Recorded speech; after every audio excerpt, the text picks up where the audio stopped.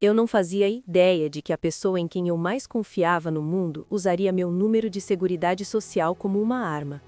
Quando descobriu o que meu ex tinha feito, meu score de crédito já estava no fundo do poço, e ele estava vivendo a melhor fase da vida dele com dinheiro que roubou usando o meu nome. Mas aqui está algo que ninguém te conta sobre vingança. Não se trata de dar o troco, trata-se de ficar melhor. E eu fiz as duas coisas. Meu nome é Sara. E esta é a história de como meu ex-namorado destruiu meu crédito, arruinou minha vida financeira e como eu me reconstruí do zero enquanto assistia todo o mundo dele desmoronar ao redor. E não, eu não precisei levantar um dedo para que isso acontecesse. Tudo esse pesadelo começou cerca de 5 anos atrás. Eu tinha 24 anos, tinha acabado de sair da faculdade e estava trabalhando no meu primeiro emprego de verdade, em uma agência de marketing no centro de Chicago. O salário não era incrível, mas dava para pagar o aluguel, os empréstimos estudantis e ainda sobrava um pouco para sair ocasionalmente com os amigos. Foi então que conheci Derek. Derek era daqueles caras que pareciam ter tudo sob controle. Tinha 29 anos, era carismático, sempre bem vestido, dirigia um carro bonito e falava sobre sua carteira de investimentos como se fosse algum tipo de gênio financeiro. Ele trabalhava com vendas em uma empresa de tecnologia e, pelo que me dizia, estava indo muito bem. Melhor vendedor em todos os trimestres, comissões altas, o pacote completo. Nós nos conhecemos em uma cafeteria perto do meu escritório. Eu estava esperando meu latte, mexendo no celular, quando ele simplesmente começou a puxar conversa. Normalmente eu acharia isso irritante, mas Derek tinha algo diferente. Ele era engraçado, confiante, mas não arrogante. Pelo menos era o que eu pensava na época. Em 1 mês, estávamos namorando exclusivamente. Em 3 meses, ele já tinha uma gaveta no meu apartamento. Em 6 meses, estávamos falando sobre morar juntos. Olhando agora, consigo ver todos os sinais de alerta que ignorei.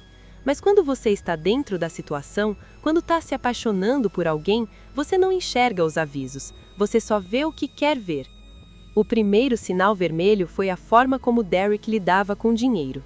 Ele sempre tinha dinheiro em espécie, sempre pagava a conta, sempre tinha o celular mais novo ou os gadgets mais recentes, mas de vez em quando mencionava estar apertado com o aluguel ou precisar passar algo no cartão de crédito porque a comissão tinha atrasado. Nunca parecia algo grave, porque ele sempre se recuperava. O segundo sinal foi o interesse exagerado que ele tinha nas minhas finanças. Não de um jeito cuidadoso, mas de um jeito estranhamente detalhado. Ele queria saber meu salário, meu score de crédito, quais contas eu tinha, se possuía cartões com limites altos. Ele dizia que era para me ajudar a construir riqueza, que queria transparência financeira no relacionamento. Chegou até a sugerir que juntássemos nossas finanças em um momento, mas eu recusei rapidamente. Pelo menos isso eu fiz certo. O terceiro sinal, e esse é o que eu realmente deveria ter levado a sério, foi a reação dele quando eu disse não para juntar nossas contas bancárias. Ele ficou quieto, não bravo, apenas quieto, como se eu tivesse decepcionado ele de alguma forma. Depois, deixou o assunto de lado e nunca mais tocou nele. Aquilo deveria ter me dito tudo o que eu precisava saber. Mas eu não vi. Eu estava ocupada demais amando, planejando nosso futuro, falando sobre o apartamento que teríamos juntos, as viagens que faríamos, tudo isso. Cerca de 8 meses depois do início do relacionamento, Derek me perguntou se poderia usar meu endereço para receber algumas correspondências. Disse que no prédio onde morava havia problemas com roubo de encomendas e como o meu prédio era mais seguro, se poderia mandar algumas coisas para lá. Pareceu inofensivo. Eu disse que sim. Esse foi meu primeiro erro. Depois, ele perguntou se poderia me adicionar como usuária autorizada em um dos cartões de crédito dele para ajudar a aumentar meu score. Ele explicou que, como o crédito dele era muito bom, ter meu nome vinculado à conta melhoraria minha pontuação. Eu não entendia muito de crédito naquela época, então acreditei. Passei meus dados para ele. Esse foi meu segundo erro. Cerca de 1 ano depois do início do relacionamento, as coisas começaram a mudar. Derek ficou mais distante. Estava sempre no celular, sempre trabalhando até tarde, sempre estressado com algo no trabalho que não queria comentar. Achei que fosse apenas uma fase difícil e tentei apoiá-lo. Até que um dia cheguei em casa e encontrei uma carta endereçada a mim, entregue no meu apartamento, de uma administradora de cartão de crédito que eu não reconhecia. Abri achando que fosse propaganda ou algum engano. Não era. Era a fatura de um cartão de crédito que eu nunca havia aberto, um cartão com uma dívida de $12.000. Minhas mãos começaram a tremer enquanto eu lia a fatura. Gastos em restaurantes caros, lojas de eletrônicos de marcas de roupas de luxo, nada daquilo era meu, nada daquilo eu jamais havia comprado. Liguei imediatamente para a empresa do cartão e foi então que descobri a verdade. A conta havia sido aberta há 14 meses antes, mais ou menos na época em que Derek pediu para eu usar meu endereço para receber algumas correspondências. O endereço de cobrança era o meu apartamento. Todas as compras tinham sido feitas com um cartão enviado para o meu endereço. Mas o piorou. Não era o único cartão.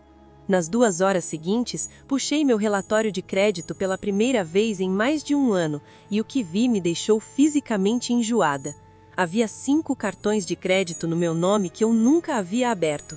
A dívida total passava de $47.000. Meu score de crédito, que estava na faixa alta dos 700, agora era de 512. Eu estava arruinada. Liguei para Derek imediatamente, mas ele não atendeu. Liguei de novo, e de novo, e de novo. Finalmente, na 6ª ligação, ele atendeu. Eu nem deixei ele dizer alô. Comecei a gritar, perguntando o que ele tinha feito, exigindo saber por que haviam cartões no meu nome que eu nunca havia aberto. Ele tentou se fazer de desentendido no começo, fingindo confusão, perguntando do que eu estava falando. Mas eu não era burra, eu sabia. Por fim, depois que eu disse que iria à polícia, ele admitiu. Disse que estava passando por dificuldades financeiras, que havia feito investimentos ruins, que estava atrasado com seus cartões e não conseguia abrir novas contas. Disse que entrou em pânico e usou minhas informações porque achou que conseguiria pagar tudo antes que eu descobrisse. Ele ainda teve a audácia de dizer que fez isso porque me amava e não queria me ver passando por dificuldades. Desliguei na cara dele e bloqueei o número. Depois, sentei no chão da sala e chorei por 3 horas seguidas. Na manhã seguinte, registrei um boletim de ocorrência por roubo de identidade. Entrei em contato com as 3 agências de crédito e coloquei alertas de fraude nas minhas contas. Contestei cada cobrança fraudulenta, cada conta que eu não havia aberto. Liguei para as administradoras dos cartões e expliquei o que tinha acontecido. Algumas foram compreensivas, outras me trataram como se eu fosse a criminosa. O processo foi um pesadelo. Pilhas de papelada, declarações juradas, provas de que eu não era a pessoa que tinha feito as compras. Precisei apresentar documentos mostrando que eu estava no trabalho durante certas transações, que nunca tinha ido a algumas das lojas onde os gastos ocorreram. Aquilo consumiu minha vida. E Derek sumiu, mudou de número, saiu do apartamento. Mais tarde descobri por meio de um amigo em comum que ele tinha se mudado para outro estado para ficar com a família. A investigação policial não deu em nada. Disseram que casos como esse raramente resultam em processo criminal, especialmente quando envolvem pessoas em um relacionamento. Basicamente me disseram que eu estava sozinha. Então, lá estava eu, 25 anos, $47.000 de dívidas que eu não criei, um score de crédito que me fazia parecer um desastre financeiro e nenhum recurso legal real.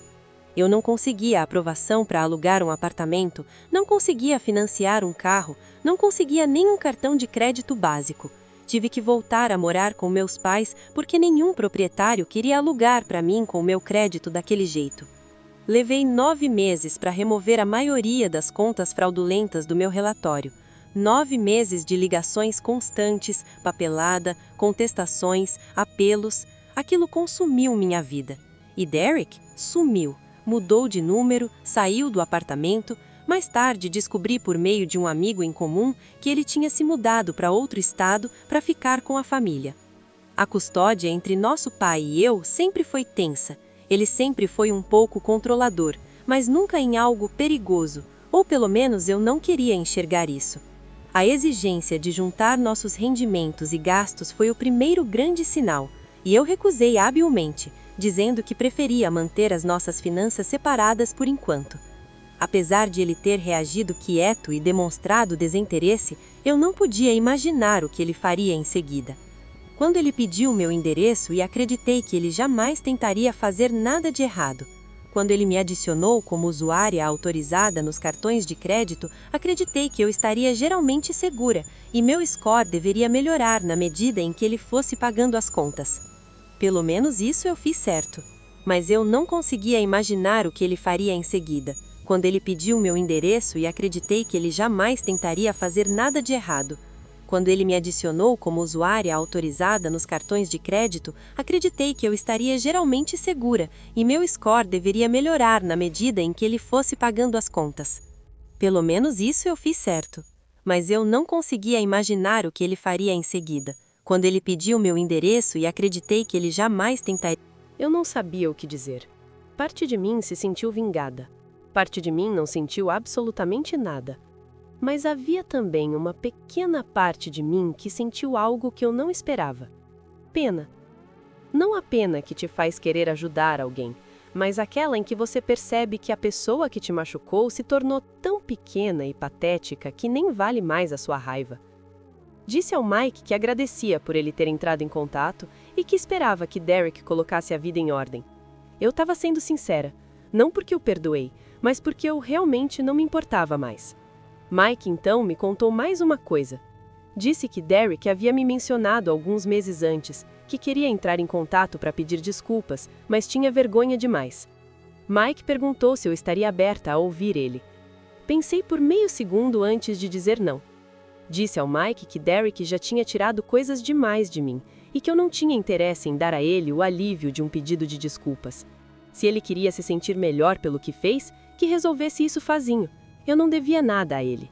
Mike entendeu. Conversamos mais um pouco e foi isso. Saí das redes sociais e segui com o meu dia. Mas foi nesse momento que percebi algo. Derek não roubou apenas meu dinheiro e destruiu meu crédito. Ele roubou meses da minha paz. Fez com que eu duvidasse do meu próprio julgamento. Fez com que eu me sentisse burra, ingênua e quebrada. E a melhor vingança que eu tive não foi vê-lo fracassar. Foi perceber que eu tive sucesso apesar dele. Quando completei 28 anos, meu score já estava acima de 800. Eu tinha quase $40.000 guardados. Fui promovida 2 vezes no trabalho e ganhava mais dinheiro do que jamais imaginei naquela idade. Comecei a investir em uma aposentadoria e tinha uma reserva de emergência sólida. Eu estava namorando alguém novo, alguém que me tratava com respeito, que tinha a própria vida organizada, que não precisava roubar de mim para se sentir bem-sucedido. Estávamos juntos há cerca de 6 meses e tudo estava indo muito bem. Comprei minha primeira casa aos 29 anos, uma pequena casa de 2 quartos com quintal e garagem. No dia em que assinei os papéis, sentei no carro na entrada da garagem e fiquei apenas olhando. Minha casa. Algo que eu possuía. Algo que eu conquistei. E pensei em como, 5 anos antes, eu estava dormindo no quarto da minha infância, afundada em dívidas que não criei, sentindo que minha vida tinha acabado. Mas não tinha acabado. Estava apenas começando. Agora tenho 31 anos. Meu score é 827. Tenho mais de $75.000 em poupança e investimentos. Ganho 6 dígitos no meu trabalho. Sou dona da minha casa. Dirijo um carro que amo. Estou em um relacionamento saudável com alguém que me apoia e me desafia a ser melhor. E Derek? Não faço ideia de onde ele está ou o que está fazendo, e não me importo. Porque foi isso que aprendi com tudo isso. Vingança não é fazer alguém sofrer. A verdadeira vingança é se tornar tão bem-sucedida, tão feliz, tão realizada, que a pessoa que te machucou se torne irrelevante. Derek tentou me destruir, tentou arruinar meu futuro. E por um tempo realmente pareceu que ele tinha conseguido. Mas não conseguiu. Eu me reconstruí. Aprendi sobre dinheiro, crédito, resiliência. Aprendi que dificuldades não te definem, a menos que você permita.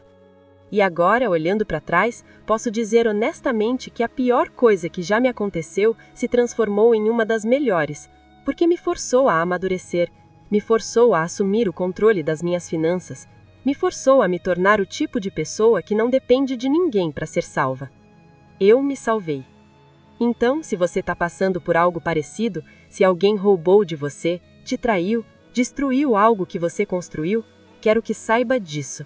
Você pode se recuperar. Não será fácil, não será rápido, mas é possível.